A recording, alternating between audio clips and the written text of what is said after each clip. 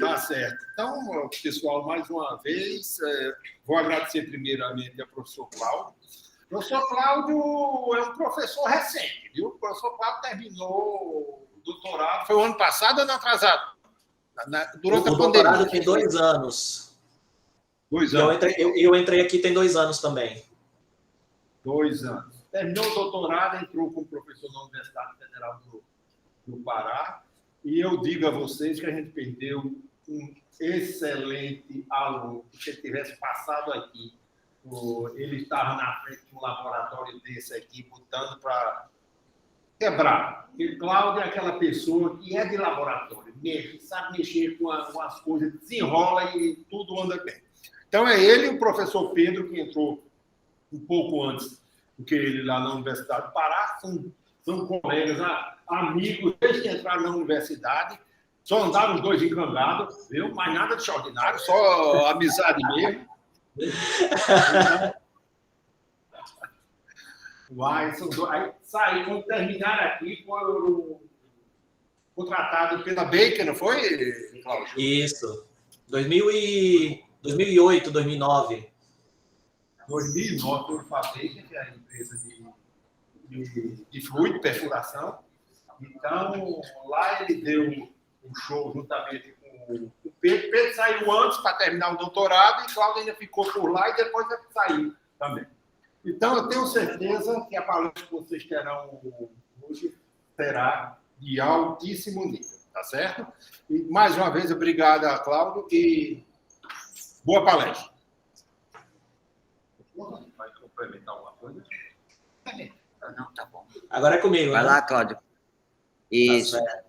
Antes de colocar aqui a apresentação, só bater um papinho, coisa rápida pro pessoal. Eu tenho quanto tempo hoje, professor?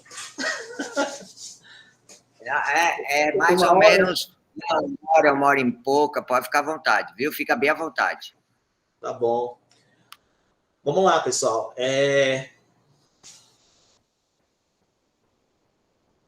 Só não estou vendo o pessoal. Você vai desligar a câmera mesmo?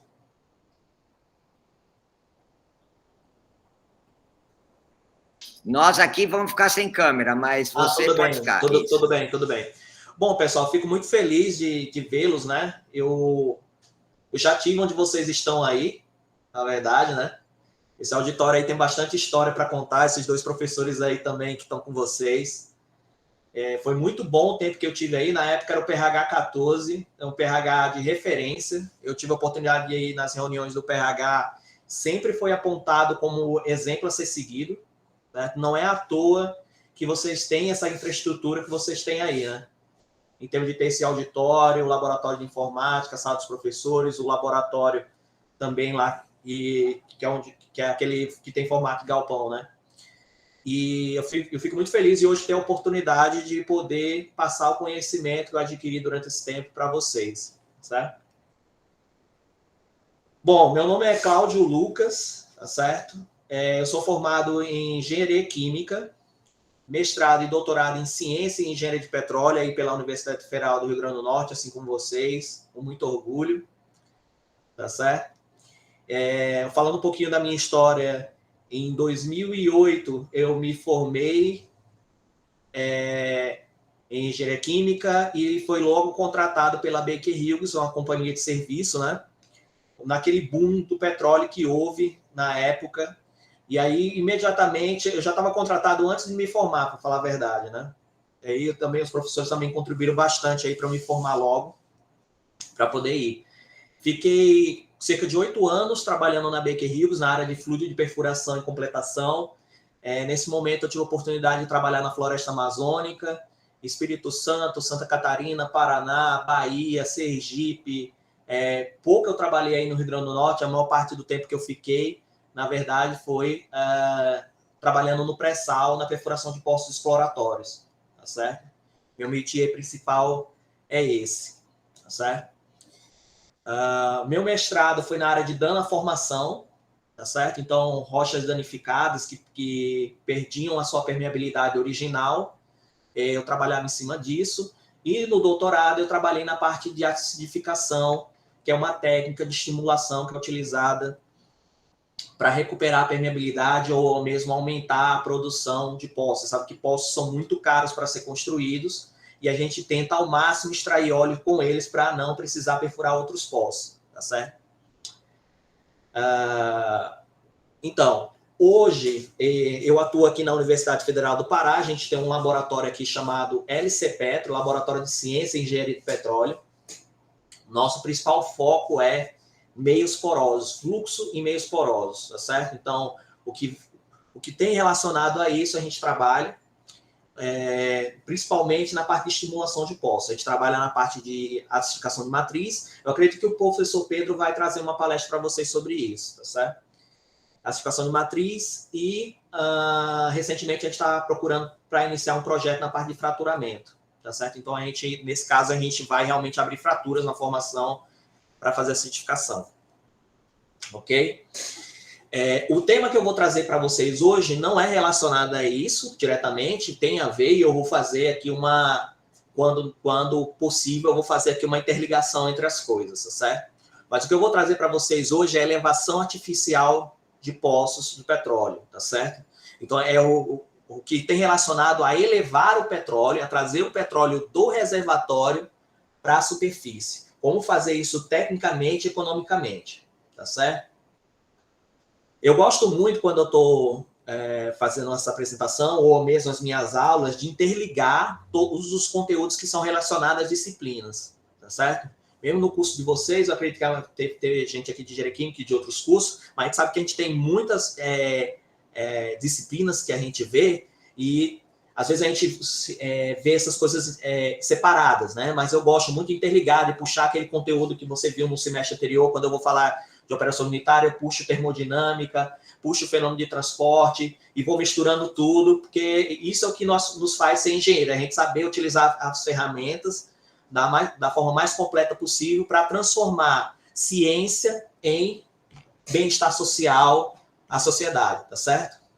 Então, a gente converte matemática, converte física, converte química em benefício para a sociedade. É isso que o engenheiro faz, tá certo? Estou fazendo esse seminário hoje aqui, né, para vocês, essa disciplina de seminário de petróleo e gás natural, certo? Vamos lá.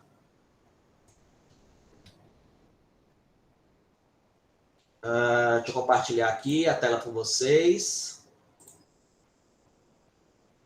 Se eu parecer que estou olhando para o outro lado, pessoal, quer dizer que é porque eu estou com 2 monitores, tá certo? Nesse momento eu vou ficar olhando diretamente para onde está a apresentação.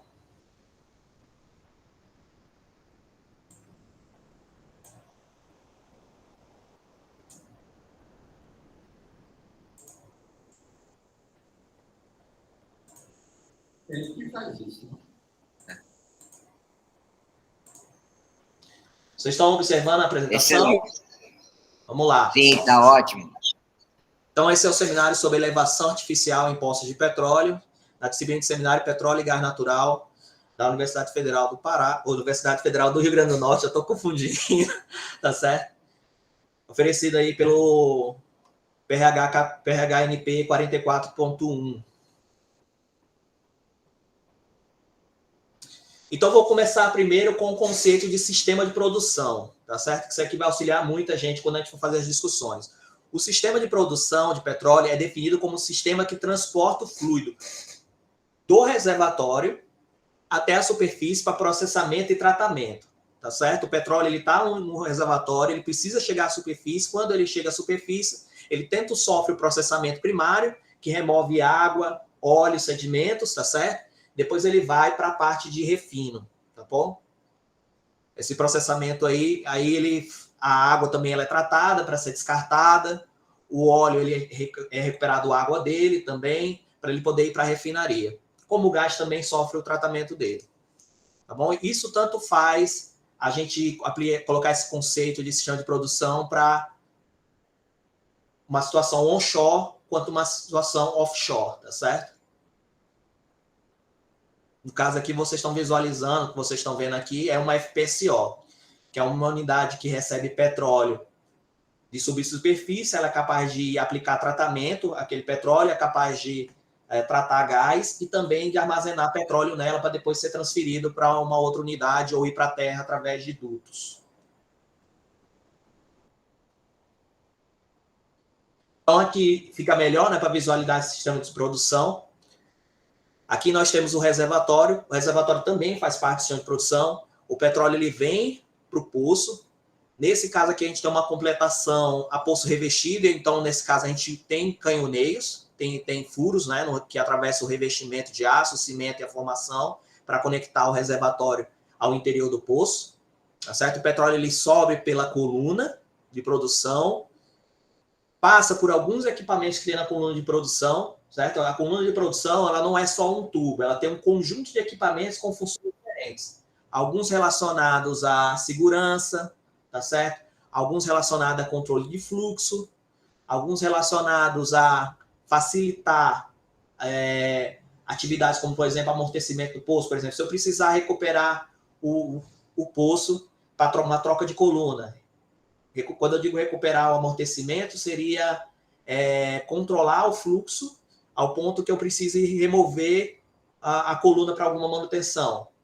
Aí eu vou ter alguns equipamentos aqui que vão facilitar com que eu faça isso. Também vão ter equipamentos que são relacionados à elevação artificial, que a gente vai ver mais na superfície. Então, nós temos reservatórios, temos a completação, que foi aplicada aqui, coluna de produção, temos a árvore de Natal, molhada aqui no caso. Na árvore de Natal molhada, a gente tem uma válvula chamada de choque, que faz o controle de fluxo. Tem uma explicação para isso, a gente vai ver mais à frente, porque que a gente tem essa válvula. Temos a flow line, que seria a linha, o duto, que percorre o leito marinho, até chegar em um ponto onde ele vai ter que ir para a superfície. Aí a gente chama essa tubulação de riser, tá certo? Para poder, riser, o elevador do inglês, né? Para fazer esse petróleo ir para a superfície, tá certo? Aí aqui acaba o sistema de produção e aqui a gente vai ter o separador. O separador, ele vai, do separador a gente vai ter o óleo, o gás, certo? Aqui nesse caso aqui o óleo vai junto com a água e o gás aqui é separado. Existem alguns sistemas desses que já fazem a separação entre os três, tá certo? Entre óleo, gás e água. Ok? A gente vai tratar como sistema de produção e até chegar ao separador. Ok? Até aí? Então é sabido que os fluidos oriundos do reservatório são compostos de uma mistura de hidrocarbonetos, água, que na verdade é salmoura, e uma salmoura rica em diversos cátions, ânions, tá certo? Eu não estou falando aqui só de NaCl ou potássio, eu estou falando de outros ânions aí que tem uma infinidade de coisa. Manganês, estrôncio, tem uma variedade infindável de cátions aí dentro dessa água, tá certo? Sedimentos, que vem a ser esses sedimentos?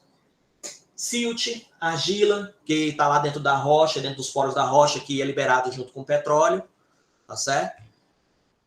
E contaminantes com heteroátomos, tá certo? Quando eu digo heteroátomos, são átomos que são diferentes dos átomos que a gente considera dos hidrocarbonetos, hidrogênio e carbono. E o que vem aparecer, né? Nitrogênio, enxofre, oxigênio, tá certo? Entre esses, aí eu posso colocar o CO2, o H2S, tem outros compostos maiores que têm esses heteroátomos aí, inclusive metais também. Então, o petróleo, a gente não pode tratar ele como sendo só hidrocarbonetos, tá certo? Na verdade, é uma mistura de diversas coisas que estão ali dentro, no quais muitos deles são considerados contaminantes, tá certo? Não tem uso direto industrial, mas que atrapalha a gente, tá certo? Por exemplo, se eu for falar aqui do enxofre, o enxofre confere cheiro aos seus derivados, confere, além de o odor, né, confere cor, né? Isso é um problema. O oxigênio confere, por exemplo, acidez, e aí ele vai causar corrosão. Então, tem uma série de problemas que são causados aí. Esse teste, aqui eu estou com uma imagem aqui do petróleo e uma outra imagem aqui de uma garrafa que é utilizada para fazer um teste chamado de BSW. Eu não sei se você já ouviu falar dele, mas basicamente o que é feito aqui é você misturar o petróleo com um solvente, que também é um derivado de petróleo, certo? Mas aí para reduzir a viscosidade. Você coloca um quebrador de emulsão, porque pode ter água aqui dentro, então você quer que a emulsão quebre. e depois você aquece e agita. Quando você faz isso, você consegue descobrir quanto de água tem dentro e quanto de sedimentos. Tá certo? Então, esse valor que você está lendo aqui, que está por volta de 1, tá certo? Se refere à água e sedimentos que você tem nessa garrafa aqui, que representa a quantidade de água e sedimentos que tem no petróleo. No Rio Grande do Norte, especificamente, por ter muitos campos antigos, a quantidade de água que vem associada a esse petróleo já é uma quantidade bem maior do que vocês estão vendo aqui, certo?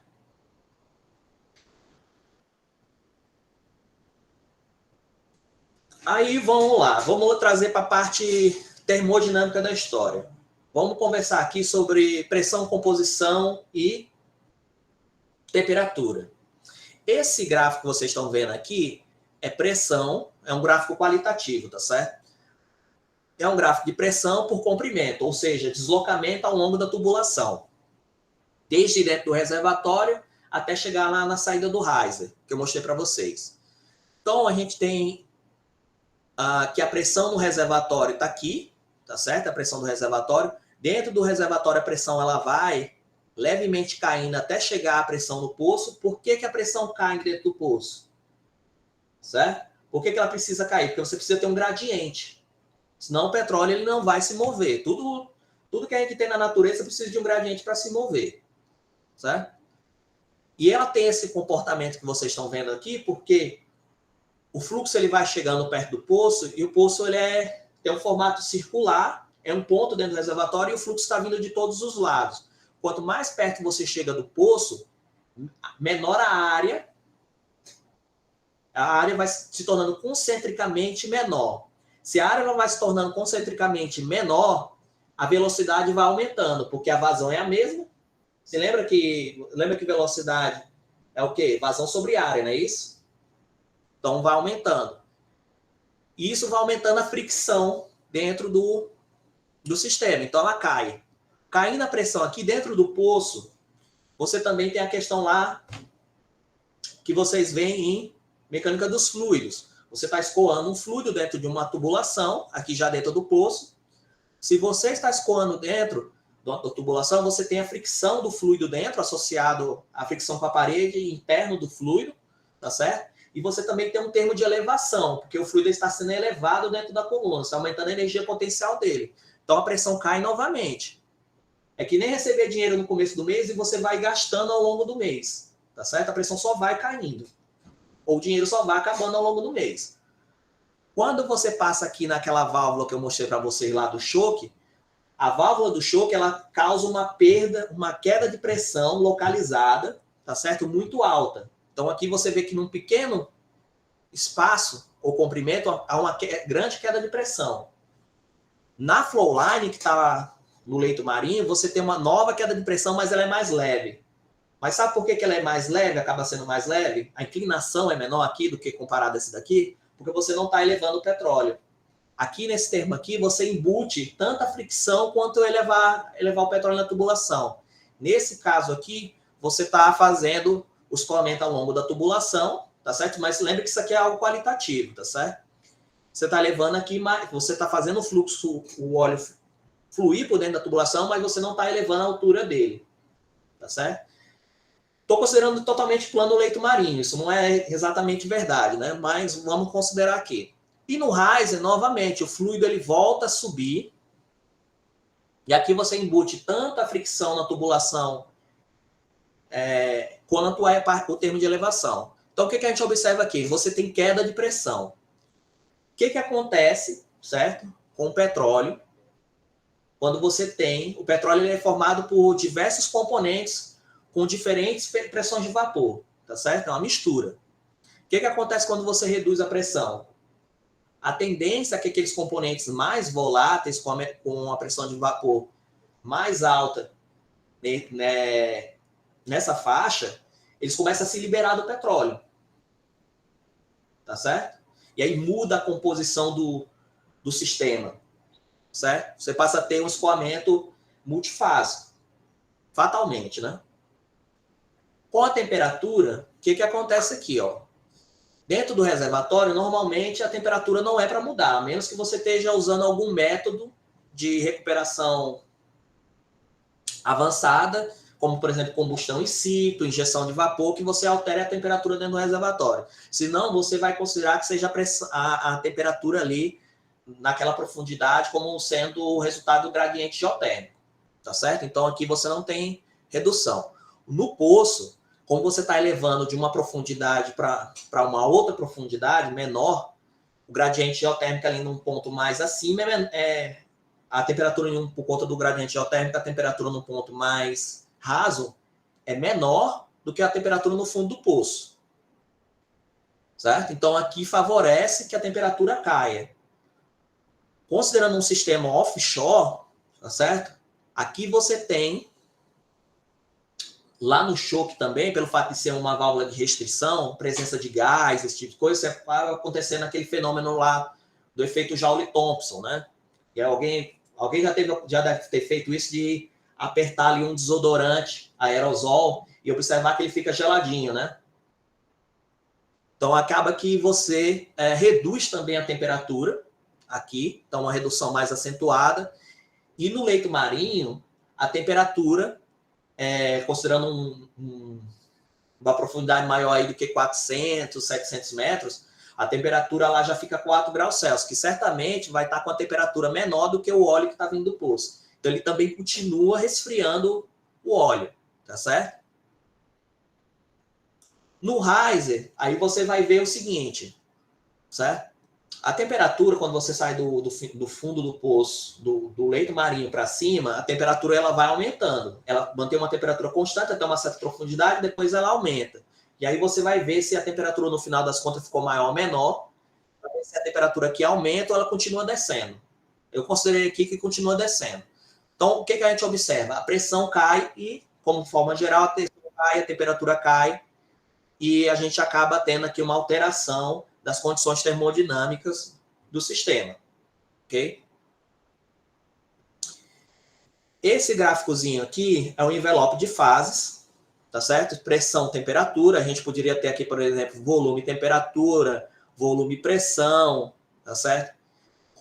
Nesse caso aqui, a gente está ligando com uma mistura, tá certo? Que é o petróleo, porque se fosse uma substância pura, a gente simplesmente ia ver uma linha aqui, tá certo? Mas como a gente está com a mistura, observe que é o seguinte, acima dessa pressão aqui, nessa temperatura, você só tem líquido. Nesse ponto aqui, acima nessa pressão com essa temperatura aqui, você só tem gás, tá certo? Então a gente chama isso aqui de curva de bolha, essa de cima, desse ponto para cá chama de curva de bolha, essa curva de baixo aqui a gente chama de curva de orvalho, tá certo? Porque aqui está líquido. Se você baixar a temperatura, começa a aparecer, aqui está um gás, começa a baixar a temperatura, aqui começa a aparecer uma gotinha de líquido, então orvalho. Se eu estou aqui, começa a baixar, se eu estou nesse ponto aqui, PE, e eu começo a baixar a temperatura, algo que é completamente líquido começa a aparecer uma bolha de gás. Por isso que essa curva aqui chama de curva de bolha, curva de orvalho, tá certo? A junção das duas aqui, a gente vai ter o ponto crítico, tá certo? Ponto crítico. Aqui dentro você vai ter a coexistência das fases, líquido e gás, tá certo? Essas linhas que estão aqui dentro chama de linhas de qualidade. Por exemplo, em cima dessa linha aqui, por exemplo, pode ter 25% de líquido, tá certo? E 75% de gás. Nessa curva que está aqui, que vocês estão vendo, posso ter o contrário. Eu posso ter 75% de líquido e 25% de gás. Com isso daqui, a partir daquelas condições que eu estou mostrando aqui dentro do poço, de pressão e temperatura, eu consigo dizer qual é o percentual de líquido e gás que eu tenho dentro do sistema. Tá certo? Dentro do reservatório, eu seguiria essa linha azul, o comportamento. Porque eu não em condições normais, eu não vejo como a temperatura do reservatório mudar. Então, eu posso ter um reservatório que está completamente líquido, ele baixar a pressão, começar a aparecer líquido, ou começar a aparecer gás dentro do reservatório misturado com líquido, e caindo, e aqui embaixo eu voltar a ter gás, só gás. Certo? Nesse caso aqui, certamente você vai atingir um limite econômico antes de deixar o reservatório desse jeito, né? Mas, e outra coisa, esse comportamento que vocês estão vendo aqui, ele é característico do óleo do reservatório, tá certo? Isso aqui pode ser um pouco mais achatado. Isso aqui é um gráfico que eu estou mostrando aqui qualitativo para efeito educacional. Nesse caso aqui que vocês estão vendo, essa outra linha aqui, eu estou querendo representar como é que é na produção. Na produção você tem tanta alteração de temperatura como pressão, como eu mostrei para vocês anteriormente, tá certo? Então eu posso, por exemplo, sair do reservatório aqui no meio eu posso estar numa condição aqui ainda totalmente líquido, passando pelo canhoneio, posso aqui estar dentro da coluna de produção aqui dentro, posso estar dentro da flow line aqui dentro, posso estar dentro em outro trecho aqui eu posso estar no riser, e no vaso separador o petróleo chegar nessa condição aqui. Com essa condição, uma linha que passasse aqui ia me dizer quanto de líquido e quanto de gás chegaria em superfície. Eu olhando aqui para esse desenho aqui, eu observo o seguinte, que aqui dentro, por exemplo, pode estar totalmente óleo, começar a liberar gás, tá certo? A presença do gás aqui, ele altera os padrões de escoamento, como eu vou mostrar para vocês mais na frente. E eu preciso saber esses padrões de escoamento para poder definir quanto é a queda de pressão que eu vou ter, e a partir da queda de pressão eu conseguir projetar o sistema de elevação. Eu estou fazendo para vocês aqui uma introdução que é importante para poder definir como eu vou trabalhar na elevação artificial. Certo? Até aqui eu acho que está ok. Se vocês tiverem alguma pergunta, não sei como seria, mas a ideia é essa daqui. Eu quero mostrar para vocês o comportamento do sistema de produção, o comportamento do fluido, tá certo? O comportamento desse fluido dentro do sistema de produção, para poder chegar na parte de elevação natural e elevação artificial. A ideia aqui é essa. Então, observe que eu posso chegar sair completamente com líquido aqui no fundo, e lá na frente eu chegar com um bolsão muito grande de gás e o líquido está escoando somente pela parede da tubulação. Tá certo? Vamos lá. Prosseguindo.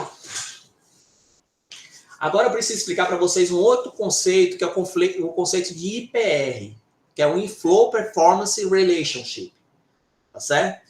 Como eu estou falando de reservatório, que é meio poroso, eu estou falando de tubulação, que é um fluxo dentro de uma tubulação, né? O equacionamento, a forma de tratar os dois, a escala é totalmente diferente. Então, como é que o pessoal trabalha? Eles observam a performance, como é que o reservatório vai se comportar diante de mudanças de pressão no fundo do poço, e na tubulação ele faz o mesmo. E no final das contas, você cruza as duas curvas, os dois comportamentos, para descobrir o que atende aos dois. Tá certo? Observe o seguinte.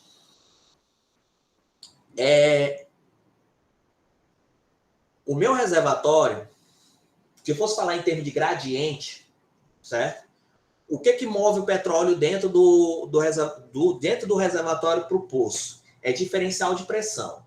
Qual seria a pressão no poço que me daria a melhor produção?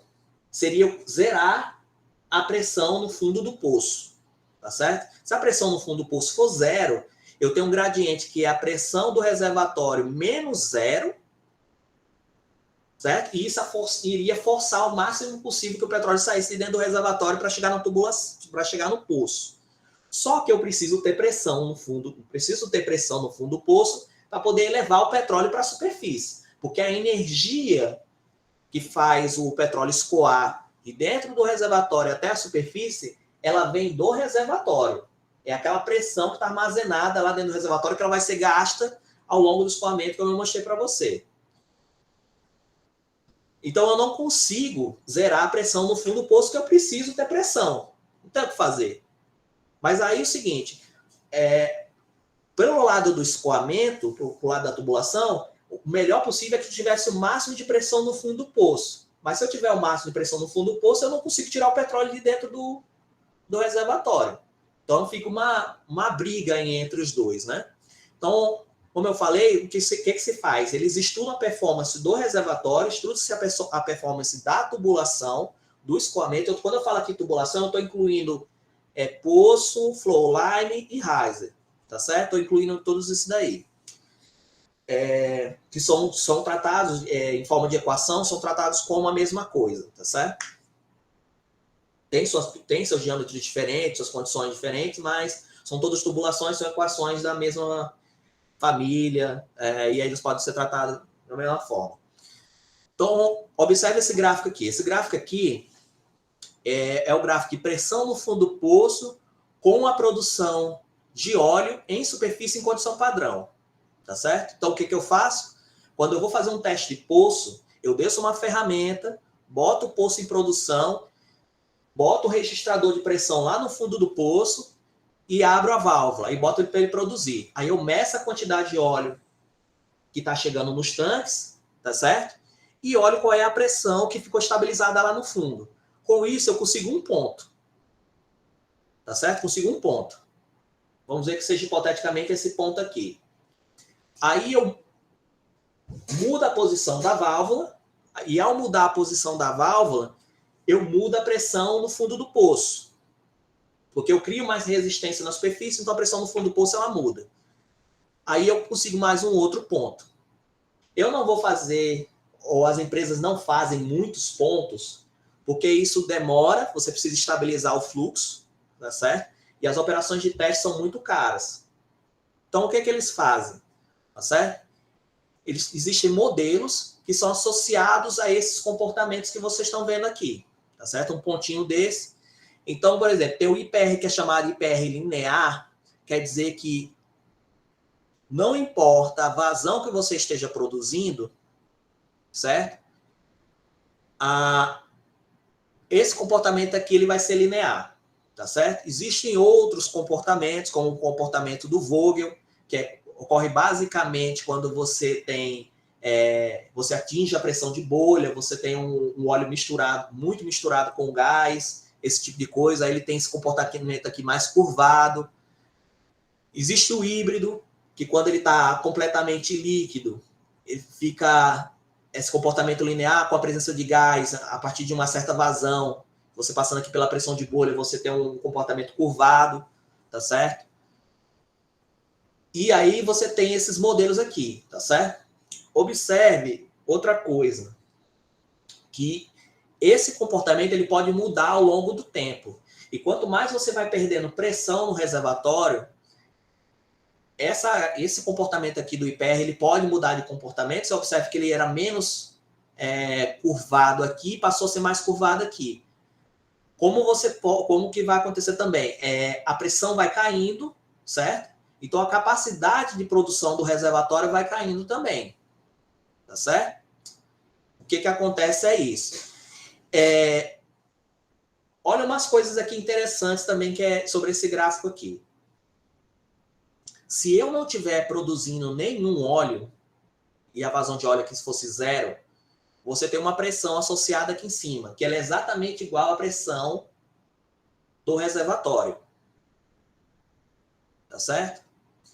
Se você tivesse pressão no poço igual a zero, você vem para essa outra posição aqui, que me diz qual seria a vazão máxima de produção desse poço se eu conseguisse colocar uma pressão no poço igual a zero. Seria o maior gradiente possível. Isso é hipotético, né? Então, além desses pontos que você tem aqui, você tem mais dois pontos aqui que estão associados a essas duas situações. Tá certo? Esse ponto aqui, que máximo, né? Aqui são curvas ao longo, mudando a pressão de bolha, né? Que é um estudo. Mas eu também poderia usar essa mesma coisa aqui com relação a tempo. Tá certo? Porque a pressão de bolha ela é mantida, mas a pressão do reservatório ela vai caindo ao longo do tempo. Tá certo? Então, essa aqui chama AOF. A maior vazão que é produzida, que ela, hipoteticamente, chama AOF, ou Absolute Open Flow.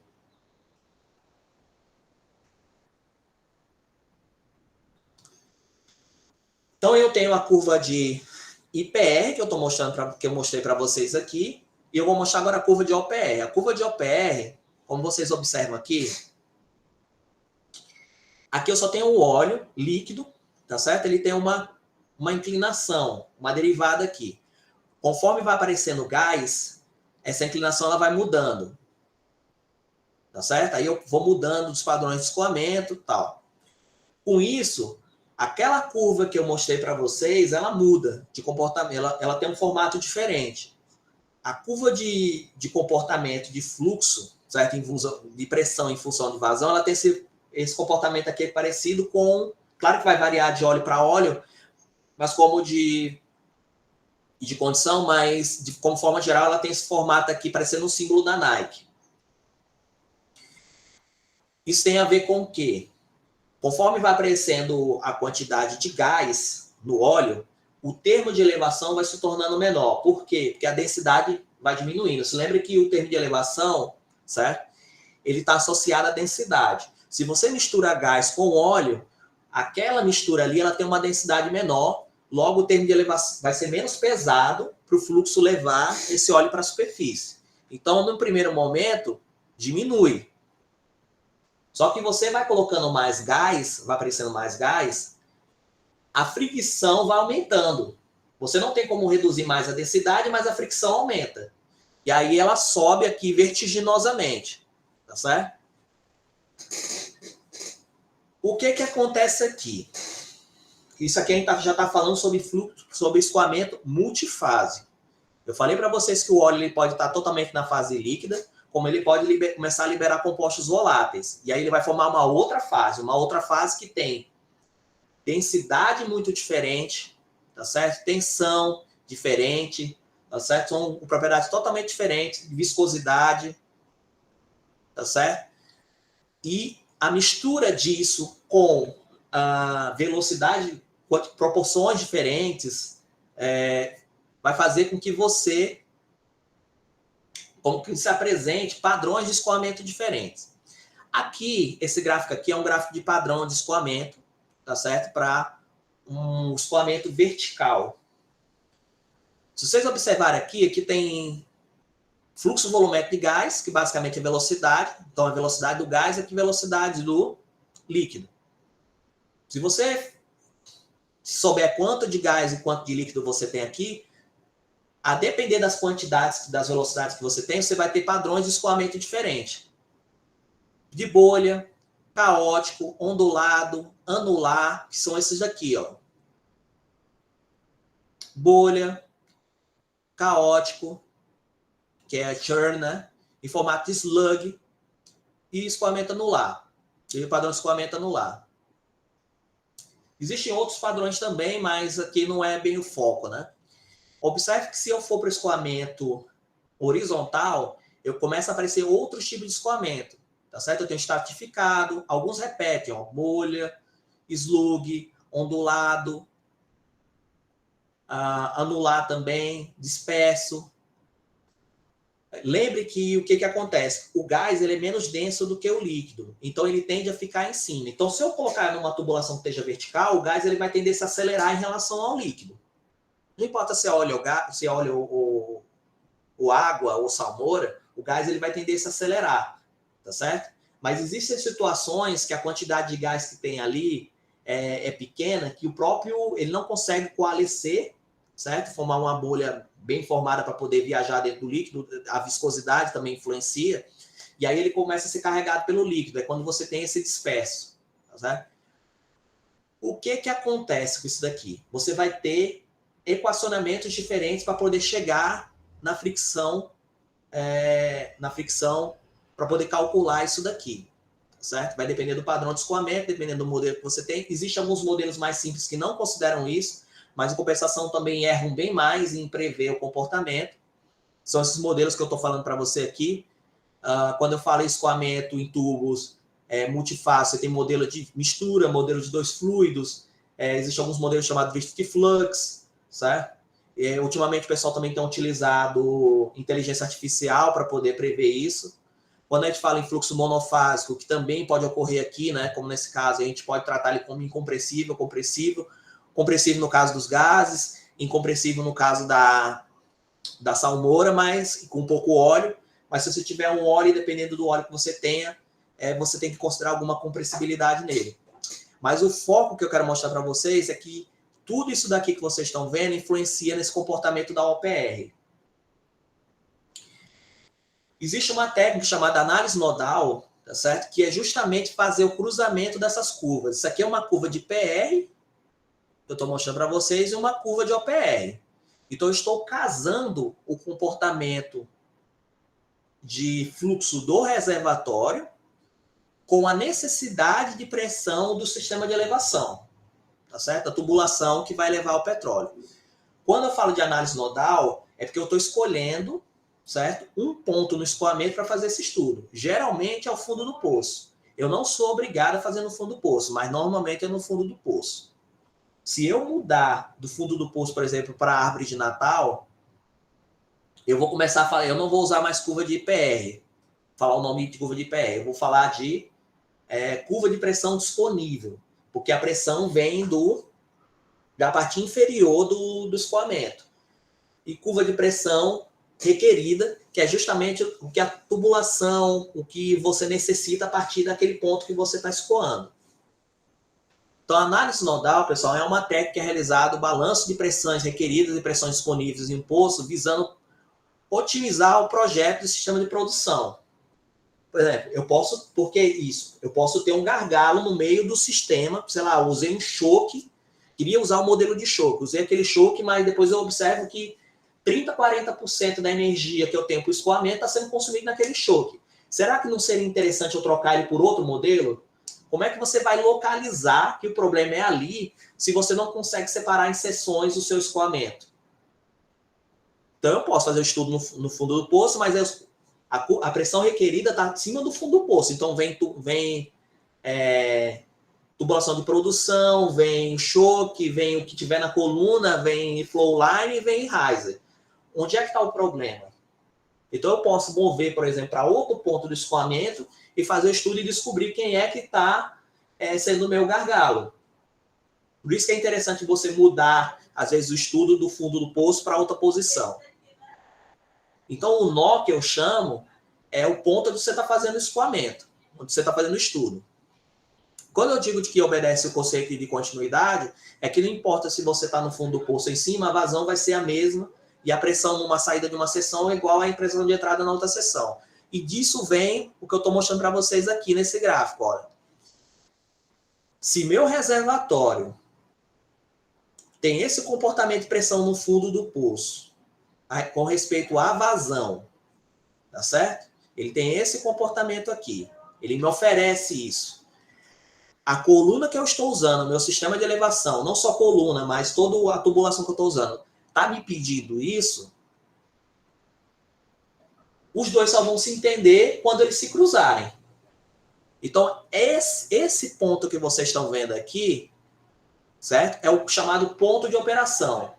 É nessa situação aqui, numa elevação natural, que eu vou encontrar qual é a vazão de produção do meu poço. Eu vou puxar uma linhazinha, vem para cá, eu sei qual é a vazão de produção do meu poço, e vou saber qual é a pressão no fundo do meu poço. Certo? É assim que eu vou saber qual a vazão que meu poço vai produzir.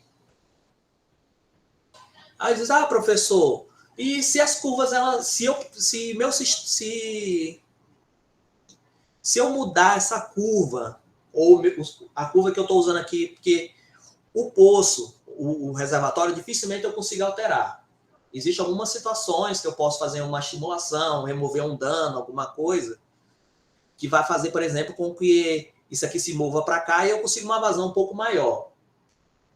Geralmente, o que a gente consegue mexer, de fato, é essa curva aqui da OPR. Aí, essa curva de OPR eu posso jogar ela um pouco mais para baixo, eu vou conseguir produzir uma vazão mais alta. Se essa curva aqui se cruzar aqui embaixo, eu teria uma vazão de produção menor, que pode até ser antieconômica, né? Ou pode nem cruzar.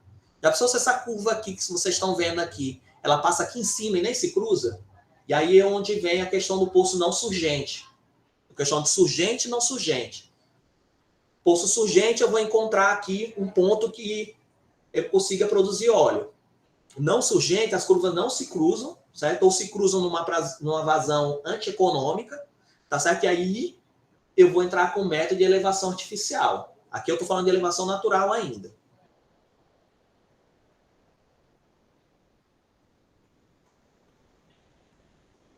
Aqui, para exemplificar mais uma vez, né? Então, esse azulzinho aqui, da onde vocês estão vendo aqui, eu estou fazendo análise nodal no fundo do poço. Esse trecho azul aqui, essa curva, ela representa toda a tubulação, tá certo? Inclusive com as perdas de carga localizadas.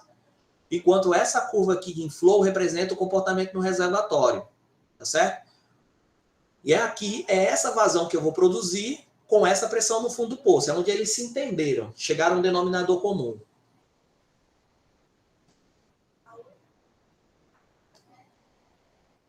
Algumas coisas interessantes de conversar aqui também. Como a IPR, tá certo? Ela se move ao longo do tempo, porque a pressão, se você vai produzindo fluido, tá certo? A não ser que você tenha um aquífero atuante muito forte, isso vem lá do reservatório, é um aquífero que está sempre colocando água para dentro do reservatório. E eu não estou falando de injetar água no reservatório, viu, pessoal? Porque a gente não consegue injetar essa quantidade toda de água. Mas se você tiver um aquífero abaixo do reservatório, que fica empurrando esse óleo e você consiga manter a pressão no reservatório, é natural que a pressão no reservatório caia. Se a pressão no reservatório cai, essas curvas de IPR aqui, elas vão se tornando cada vez menores. E a curva de OPR, ela praticamente se mantém a mesma. Então, eventualmente, o poço ele vai perder surgência com o tempo. Ainda tem outra coisa. A quantidade de água que vai aparecendo no poço, se você faz uso de injeção de água, que é comum, por exemplo, no Rio Grande do Norte, a quantidade de água vai aparecendo, ficando cada vez maior. Ou às vezes você vai produzindo óleo, o aquífero que está embaixo, ele vai cada vez subindo e chegando próximo dos canhoneados, daqueles furos que tem no revestimento que eu mostrei para vocês. Como você está colocando água e, via de regra, o petróleo, certo? É menos denso do que a água, certo? Então, você vai aumentando a resistência ao fluxo. Então, essa curva de pressão requerida, ela vai se movendo nessa direção aqui, ó. Vai ficando cada vez mais resistência, ela vai se movendo para cá, o IPR vai se movendo para cá, e cada vez as duas vão se conversando menos, e se conversando menos eu estou falando que a vazão de produção vai caindo. Aí por que isso aqui cai? Cai porque você aumentou a fração de um fluido que é mais denso, então o termo de elevação se torna maior, a fricção, a queda de pressão dentro do escoamento se torna maior, e isso vai fazendo com que a resistência se torne maior e a curva de pressão requerida se torne maior. E aí vai consumindo energia e você vai produzindo cada vez menos. Eventualmente se tornando até antieconômico e chegando nisso aqui, ó. A curva de OPR não se cruza com a curva de IPR. Se eu quisesse produzir o óleo do poço nessa vazão aqui, eu teria que adicionar toda essa energia para sair daqui para cá. E aí que entra os métodos de elevação artificial, tá certo?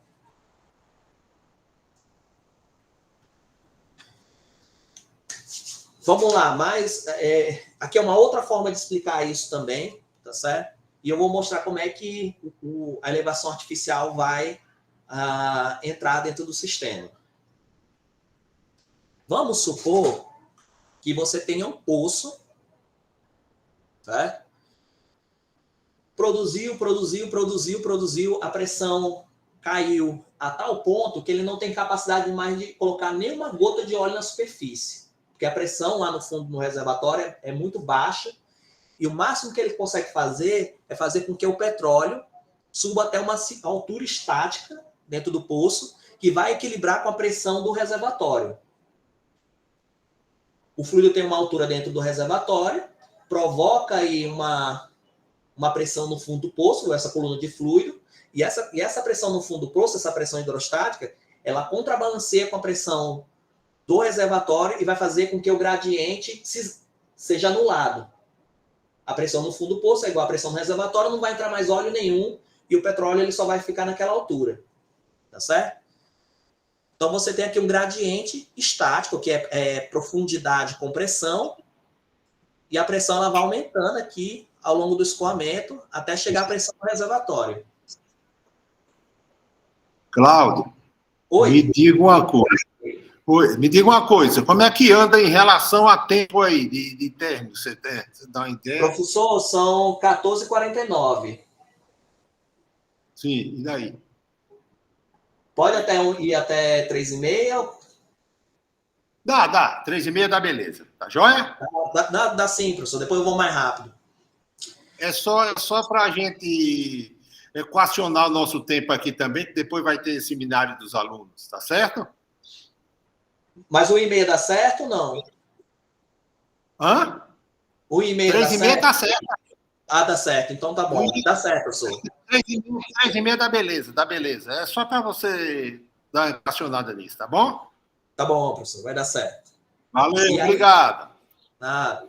Aí aqui, pessoal, a gente tem o gráfico aqui de produção por pressão, que é similar àquele mesmo gráfico que a gente está usando lá. Só que eu estou igualando o eixo aqui. Eu estou colocando pressão dos dois lados. Observe que eu tenho o IP, tá certo? Esse gráfico aqui de IP aqui embaixo, que vocês estão vendo.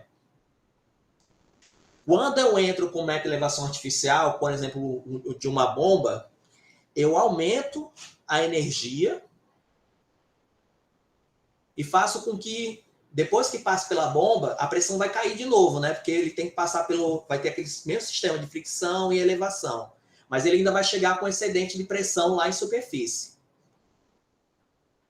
Quando eu alivio essa pressão aqui com a bomba, automaticamente, lá no fundo do poço, a pressão também cai. E aí eu consigo ter algum gradiente para fazer o petróleo entrar dentro do poço. Então, enquanto eu estou tirando o petróleo com a bomba, vai entrando mais petróleo dentro do poço. E eu consigo ter uma vazão, que é justamente a vazão que eu quero produzir. A diferença entre a pressão do reservatório e do poço é o que a gente chama de drawdown. E quanto maior ela for, maior o gradiente, maior a produção.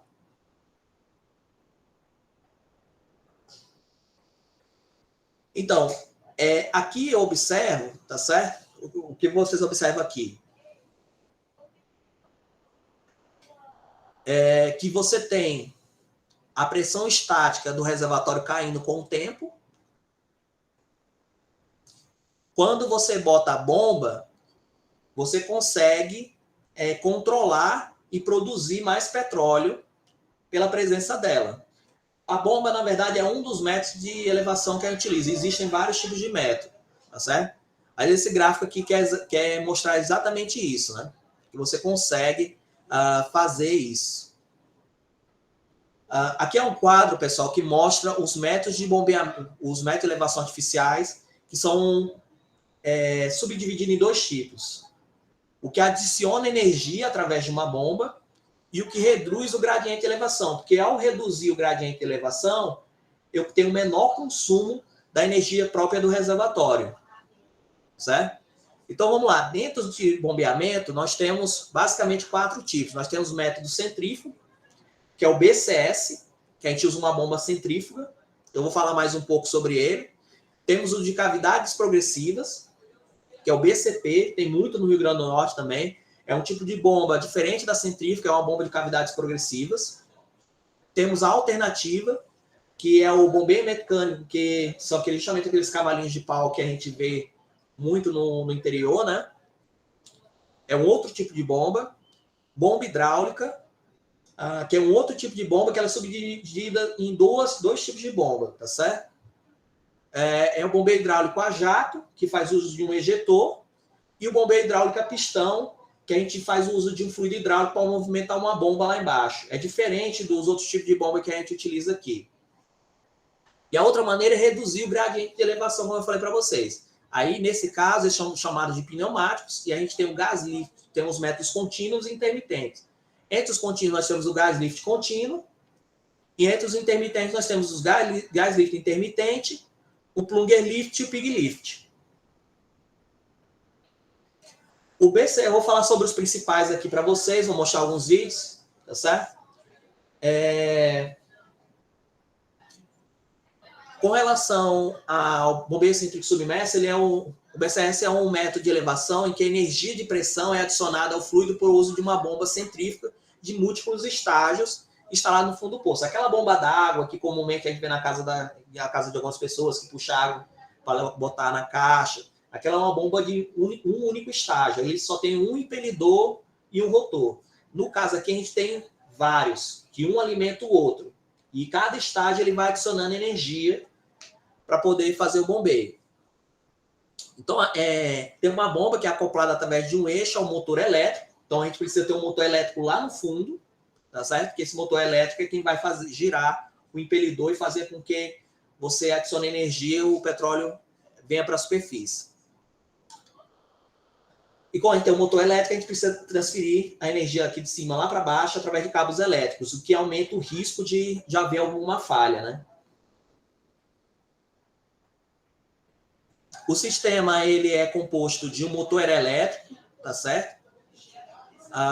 Tem um sisteminha que a gente chama de sistema de proteção, que ele separa o fluido do motor do fluido do poço. Por que isso? Porque o fluido, ele, ao mesmo tempo que você precisa equalizar a pressão do fluido dentro do motor com a pressão no fundo do poço, porque ele pode acabar colapsando o motor elétrico, e você também tem a questão de temperatura. Então, o fluido que está dentro do motor, ele também se dilata, então você precisa ter um equilíbrio de pressão nessa situação. Então, ele faz esse intermédio aqui que vocês estão vendo. O eixo do motor, ele passa aqui por dentro, chega até o intake, tá certo? O intake é onde o fluido de fato entra, então o fluido ele passa aqui pela lateral, entra aqui dentro. Ao mesmo tempo, ele também resfria o motor. O motor elétrico ele gera muito calor e o fluido do poço, apesar de ser quente, ele é menos quente do que o motor, então ele acaba resfriando. E aqui ele passa em uma outra peça chamada de separador. Ele separa o gás do óleo. Por quê? Porque esse tipo de bomba tem problema com óleo que tem muito gás. Assim como a bomba lá da água, quem já teve oportunidade, quando ela está com gás, ela não consegue bombear. Ela não é capaz de se livrar do gás e puxar o líquido. Ela precisa estar mergulhada no líquido para poder bombear. Tá certo?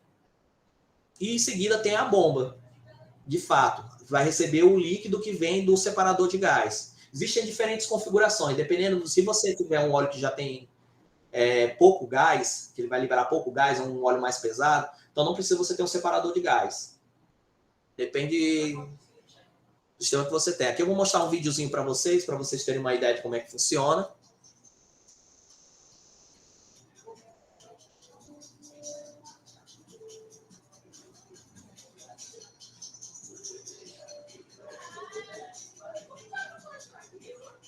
Vocês estão vendo aí a coluna, o cabo elétrico, passando por todo aquele sistema, separador, bomba, protetor.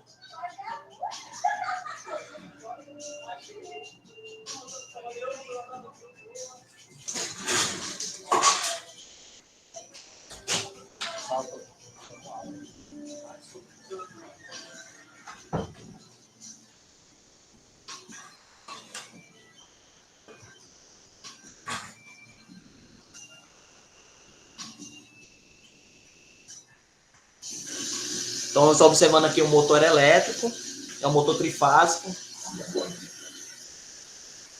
O líquido passa pela lateral, entra aqui, ó, nessa seção, onde vai separar o gás do líquido.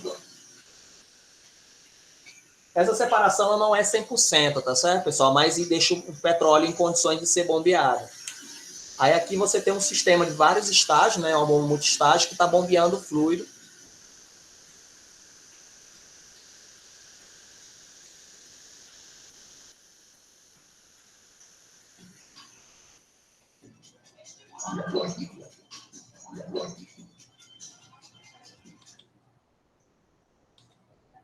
Então, algumas aplicações.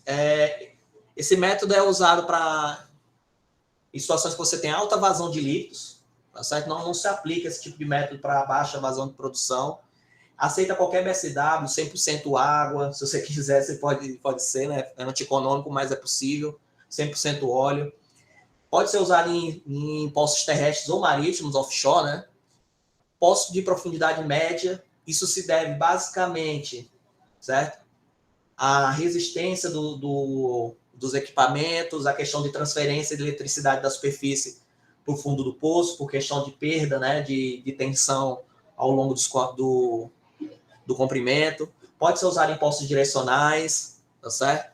Óleos de alta, baixa viscosidade, áreas urbanas, é interessante porque você não tem um motor fazendo barulho em superfície, então situações que você tem produção de petróleo em áreas urbanas é interessante porque o motor está no fundo do poço, né?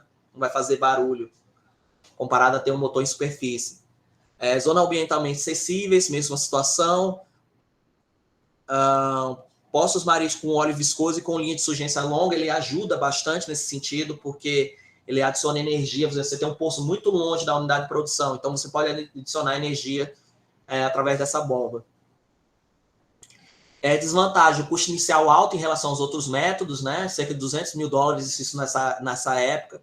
Está limitado a média profundidade, questão de cabo, motor, selo, requer fornecimento estável e seguro de energia, né? Porque você está lidando com motor elétrico. Desempenho afetado pela presença de gás, eu já falei para vocês, né? Uma situação extrema até causando gás lock, que seria realmente a bomba girar e não bombear nada, porque está cheia de gás. Desempenho afetado pela viscosidade do fluido, então ele é mais eficiente quanto menos viscoso for o fluido. Não é que ele não bombeie fluidos de alta viscosidade, só que ele não bombeia com eficiência, né? Manutenção com o uso de sonda, ela é cara, porque se queimar um motor desse, você vai ter que movimentar uma sonda para sacar o motor e substituir por outro. É uma operação que é cara, demorada. E a vida útil dela é muito afetada pela presença de areia no petróleo, né? A areia vai causar abrasividade ali, vai acabar destruindo o equipamento internamente, a presença de incrustações também. BCP é outro método de elevação que é bastante utilizado em terra, né? Ele é o principal, eu diria auxiliar no caso do bombeio mecânico, né? Porque ele é mais aplicável a óleos mais viscosos. Então, o BCP é um método de elevação que utiliza uma bomba do fundo, do tipo helicoidal, ele é diferente daquele tipo de bomba, em que cavidades seladas e sequenciais são formadas durante a rotação do eixo, aumentando a pressão a cada cavidade. A bomba é ligada a um motor, certo? Só que o motor, nesse caso, está em superfície, via de regra. Existem alguns métodos, existem alguns sistemas hoje que estão transferindo o motor para a subsuperfície, através de haste dentro de uma coluna de produção que transmite a rotação. Então, aqui nesse caso, você tem uma haste que vem de superfície e que gira o sistema lá em subsuperfície para bombear, tá certo? E aí de cara, você já vê o seguinte, por exemplo, poços que tem alta inclinação, isso aqui não daria muito certo, porque você vai acabar tendo uma abrasividade dessa haste aqui com a tubulação, tá certo? Poços muito profundo, você tem o peso da haste, certo? Que é suportado por esse conjunto aqui, também vai atrapalhar, tá certo? O alto torque, isso aqui girando dentro de um fluido viscoso. Então, tem uma série de probleminhas aí em que determinar cenário não é interessante. Isso daqui funcionando no leito marinho, também ainda não tem disponível o motor elétrico. Então, tem cenário específico para utilização. Vou mostrar um videozinho também para vocês aqui.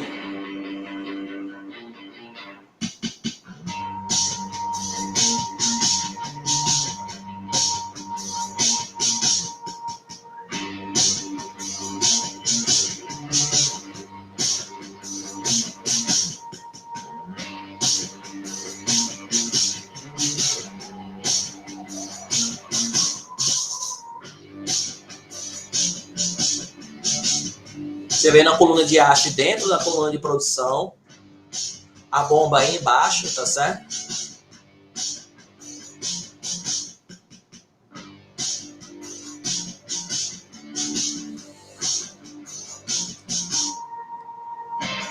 Esse é o quadro elétrico que faz o controle da bomba. Vocês estão vendo aí a haste girando.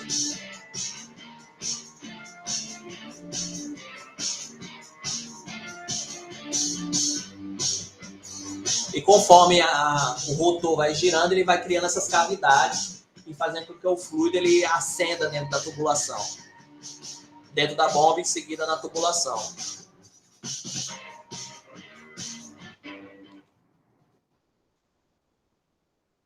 Aplicações. vazões de até 500 metros por dia. Aqui a vazão está relativamente alta, pessoal, mas assim, geralmente esse tipo de método não é aplicável a vazões mais altas, certo? Ele não rotaciona em velocidades altas. No máximo você bota 350 RPM, uma rotação daquela, enquanto numa bomba BCS você pode botar aí 10 vezes mais, 3.500. Óleos de baixa, altas concentrações de areia, aqui ele consegue trabalhar com areia. Óleos de alta, baixo BSW, óleos de alta viscosidade, poços terrestres, a aplicação dele, poços de até média profundidade, poços profundos ele tem problema, como eu falei para vocês, poços verticais ou levemente desviados, ele até aceita levemente desviados, agora poços, por exemplo, horizontais, de jeito nenhum. É limitada a média profundidade, 2.000 metros, pela questão do torque, né, que é o esforço para girar aquela haste, e a carga axial, que é a carga, justamente o peso, né, que aquela haste está suportando ali dentro do poço, né. Limitada a temperatura de até 170 graus, por questão do elastômero, que faz parte da bomba, tá certo? Requer fornecimento estável e seguro de energia, por conta do motor. Alto desgaste se usado em postos direcionais, como eu já falei para vocês. Desempenho afetado pela presença de gás. Nesse caso aqui, você precisa atingir uns 80% para gerar o gás lock, que acontece no outro. Não trabalha seco, quer dizer, se você dimensionar errado aqui o sistema e você succionar todo o petróleo no poço e ele ficar funcionando sem óleo, eu estou dizendo o seguinte, a bomba ela tem uma vazão de produção maior do que o poço é capaz de fornecer para ela. Por isso que a gente faz aquele cruzamento de fluidos, né? Se você não tiver o óleo ali dentro, ela acaba tendo atrito com a borracha, né? Aquele rotor girando ali dentro e acaba destruindo a borracha. E a vida útil desse sistema é muito afetada pela questão da temperatura, então se você trabalha muito próximo de 170 graus, a bomba ela vai ter uma vida útil menor. E a presença de compostos aromáticos no óleo também altera a composição da borracha, tá certo? Então ela vai alterar as propriedades. Claro que existem borrachas mais caras que sofrem menos com isso, mas não quer dizer que elas sejam imunes. Bombeio mecânico é um método que é mais comum aí no Rio Grande do Norte, né? É um método de elevação em que é utilizada uma bomba de fluido de tipo alternativa ligada a uma coluna de haste. A bomba é preenchida no movimento ascendente e esvaziada no movimento descendente. Então aqui, pessoal, a gente tem uma haste, certo? Ela é presa aqui nessa câmara aqui embaixo, que quando você desce, essa esfera levanta, essa outra esfera aqui, ela encosta no fundo, então o fluido que está nessa câmara passa para a câmara de cima, e quando você eleva, que você puxa, essa esfera lá topa aqui, e essa daqui abre. Então acaba que, enquanto você está enchendo uma câmara, certo? Enquanto você está tirando o fluido com essa câmara aqui, a outra está enchendo, e quando você desce, o fluido que está nessa câmara passa para de cima. E nisso você vai nesse movimento aí de elevação de petróleo, no movimento ascendente e descendente. Tá certo? Esse sistema aqui ele transforma a rotação de um motor, que pode ser elétrico, a combustão interna geralmente é elétrico, em movimento alternativo. É um método que trabalha com a vazão bem menor, comparado aos outros métodos. Aqui o videozinho para vocês.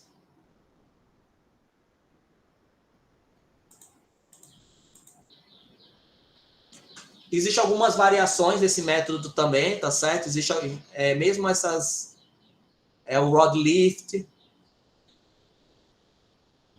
Esse aqui trabalha com uma haste bem maior, mas o sistema...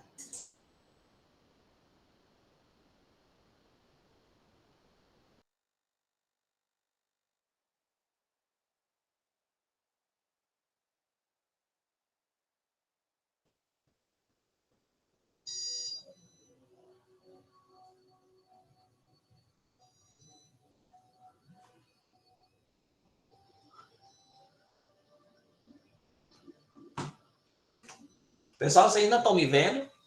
Me ouvindo?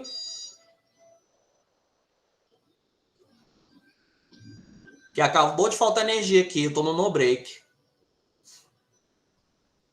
Parou um pouco, mas já voltou, viu? Estamos vendo agora. Certo, eu vou ver até onde eu consigo ir, porque já tá faltando energia aqui. Tá certo. Beleza. Acabou de cair energia aqui, eu estou no break. Beleza. Se por acaso a gente perder a conexão de vez, já fica os agradecimentos, viu? Mas vamos torcer para ir até o final, beleza? Eu vou andar mais um pouquinho mais rápido aqui para ver se para dar certo aqui. Então, pessoal, assim, para esse método aqui, ele trabalha com vazões bem menores comparado aos outros, tá certo? Ideal para acumulações marginais, óleos com baixa concentração de areia, por conta daquelas válvulas que a gente tem lá, que elas podem perder o selo muito fácil. É um método para poços terrestres, média profundidade, poços verticais ou levemente desviados, né? Porque tem aquela questão lá da haste também dentro da coluna.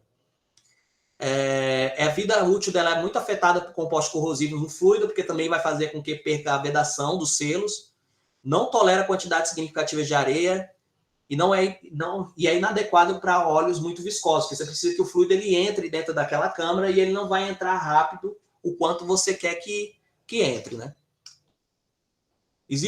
Pessoal, aqui também existe assim o bombeio hidráulico a jato. Nesse caso, o que é feito? É bombeado um fluido de superfície, tá certo? Que ele passa em alta velocidade através de um ejetor. Quando se faz isso, cria uma zona de baixa pressão dentro dessa bomba. E essa zona de alta pressão, ela succiona o óleo que tá dentro do poço, se mistura com o fluido hidráulico e todo mundo sobe para a superfície. Nesse caso aqui, então, que eu estou falando para vocês não vão usar um cabo elétrico, você vai ter uma linha que você vai bombear um fluido a alta pressão, ele vai criar uma zona de baixa pressão aqui, vai arrastar o fluido, certo? Misturado, e você vai separar eles de superfície. Acabou de voltar aqui a energia. Com isso, você consegue uma produção aqui de até 3.200 barris por dia, 3.200 metros cúbicos por dia. Tem um custo operacional baixo, alta flexibilidade operacional, porque você consegue alterar a vazão de bombeio do fluido, tá certo? Não tem partes móveis. Não ter partes móveis significa menor chance de algo para quebrar. Não faz uso de cabo elétrico, simplicidade de instalação e manutenção. Pode operar numa ampla faixa de temperatura, porque ela não tem elastômeros. Pode ser utilizado em postos com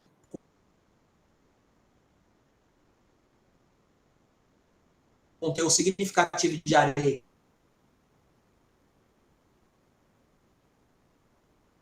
Gás. Pode ser usado como fluidos viscosos de aplicação tanto onshore como offshore. Depende do óleo que está indo para a superfície. E aumenta a pressão requerida de bombeio devido à diminuição da fração relativa de gás dentro da linha de produção. Porque você está bombeando água, por exemplo. Você bombeia água mistura com óleo, então a pressão do sistema vai aumentando. Existe uma variação desse sistema, que é o bombeio hidráulico a pistão. Né? Nesse caso aqui, você bombeia um fluido da superfície e vai movimentar uma bomba no fundo do poço, e essa bomba é solidária a uma outra bomba que, de fato, vai bombear o fluido. Tá certo? Então, o fluido, por exemplo, entra nessa câmara, movimenta esse pistão é ligado a uma outra câmara onde vai fazer, de fato, o bombeio do fluido. Deixa eu ver se eu tenho um videozinho aqui para mostrar para vocês.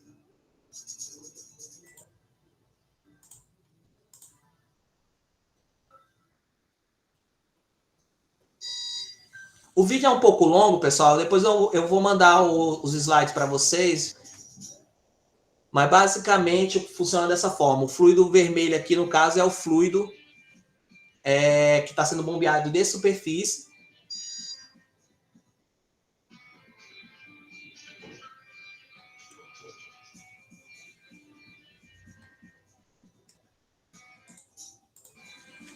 Vou passar mais rápido aqui, que voltou e caiu energia aqui.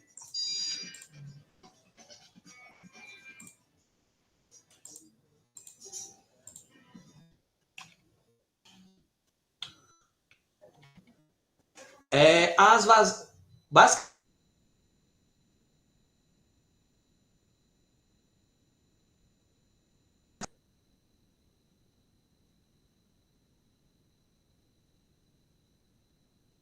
desse daqui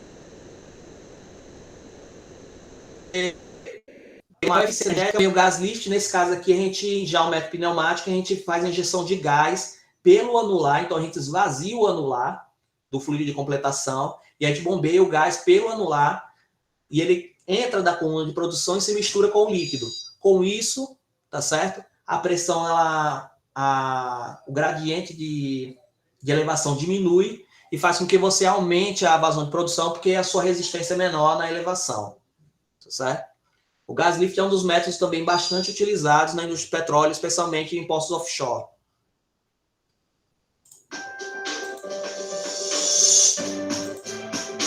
Ó, aqui eu estou bombeando o gás, ele vai atingir o mandril lá embaixo e vai se misturar com o líquido.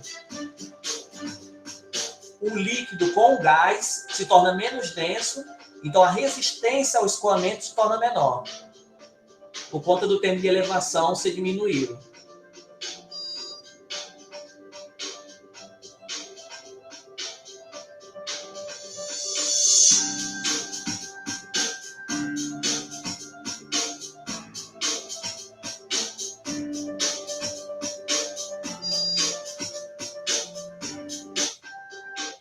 Então, basicamente isso. Eu vou dar um pouquinho mais de atenção a isso daqui.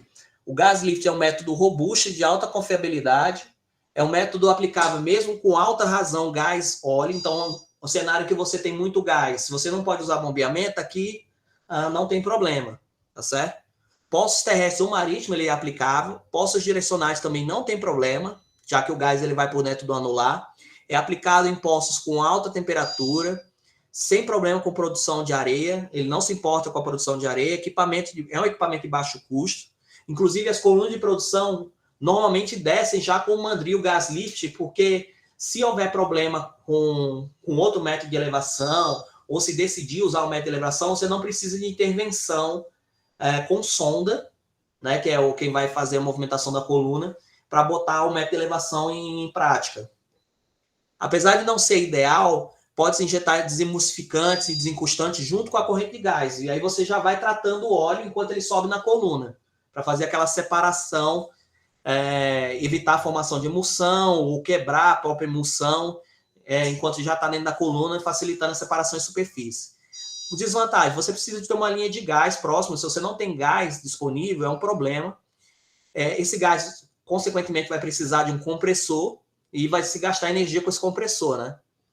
O sistema de injeção, incluindo o revestimento, deve suportar altas pressões, aumenta o volume de gás para o tratamento em compressão, né? Porque já basta o gás que vem com ele, que é próprio do próprio óleo, ele vem também com o gás que você misturou com ele. Caso a fonte de gás contenha CO2 ou H2S, tem que aplicar um tratamento a esse gás, você não pode rebombear ele dentro do poço, você precisa tratar ele antes.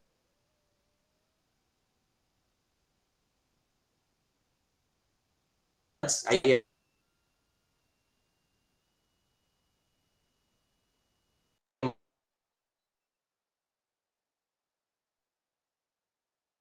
mais um custo.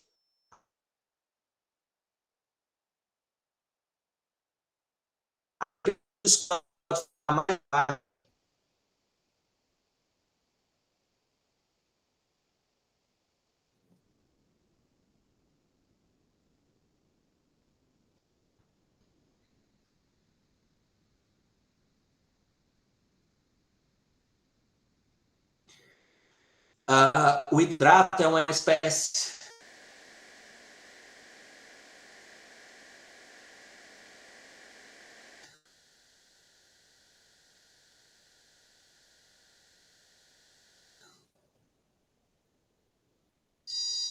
O hidrato é uma espécie de.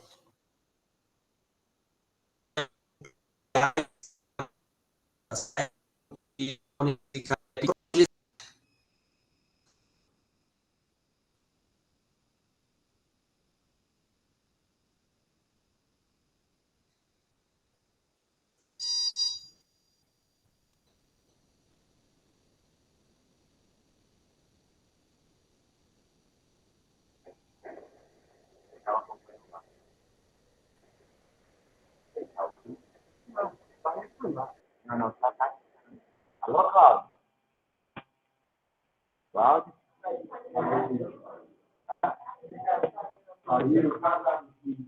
Aí já agradeceu? Ó.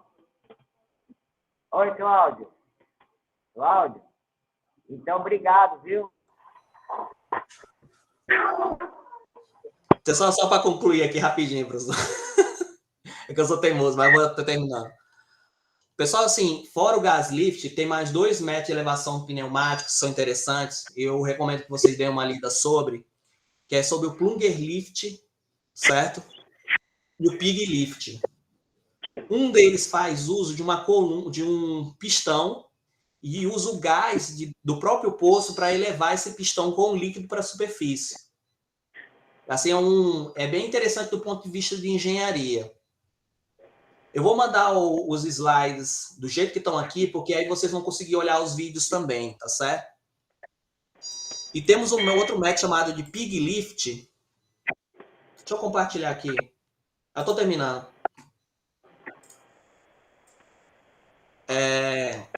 Tem um outro método que é chamado pig lift, que ele faz uso de uma coluna dupla em que você usa uma esfera de elastômero que fica viajando de um lado para o outro, coletando o líquido no fundo do poço. Não são tanto o pig lift como o plunger lift, não são bastante utilizados, tá certo? Mas são bem interessantes do ponto de vista de engenharia e eu acho interessante estudá-los porque eles podem ajudar as pessoas a se inspirar a bolar outros sistemas de elevação artificial que venham ajudar a indústria dentro de cenários específicos. Como vocês observaram, os métodos de elevação artificial dependem muito de onde vai ser aplicado, onshore, offshore, poços verticais, poços horizontais, desviados, né? Profundidade, composição do óleo, temperatura do óleo, presença ou não de areia, certo? Então, eu quero que vocês tenham isso em mente. Por isso que a gente tem uma variedade muito grande de métodos de elevação. É porque existem infindáveis cenários em que um pode ser mais interessante ser utilizado do que o outro. Então, existe também espaço para pesquisa sobre isso. Né? Eu acho que é isso por hoje, pessoal. Realmente, eu botei agora a internet para vocês, porque, apesar de estar sem internet aqui no campus, o meu celular ainda estava funcionando. Aí eu estou no break e ele já está querendo falhar aqui, tá certo? Obrigado, professor Oswaldo, professor Afonso, tá certo? Eu fico à disposição se vocês quiserem me perguntar sobre alguma coisa, sobre elevação artificial, fluido de perfuração, completação. Eu estou disponível aí, tá certo? Obrigado, Cláudio. Alguém gostaria de fazer uma pergunta? Aproveitar o restinho do telefone de Cláudio lá enquanto está jogando. Eu sei que eles têm, viu? Mas fica encabulado, essas coisas todas, viu, Cláudio? Mas, bom, vou agradecer a você mais uma vez. Uma excelente palestra. Eu daqui a pouco vou conversar sobre essa palestra com eles aqui, porque você começou dando a fundamentação teórica. Então, isso aí foi uma palestra muito rica. Então, uma vez agradecer, Cláudio. E, bom, vamos esperar esse slide, porque eles vão ter esses seus slides como base para fazer o relatório deles, ok? Professor, não estou te ouvindo bem agora. Ouviu bem? Deu certo? Ouviu bem? Não. Agora eu estou. Bom, agradecer a você mais uma vez pela Não, sua ruim de novo. Então beleza, Cláudio. Vamos encerrar. Você Tá bom. Você depois eu me comunico com você por telefone, beleza?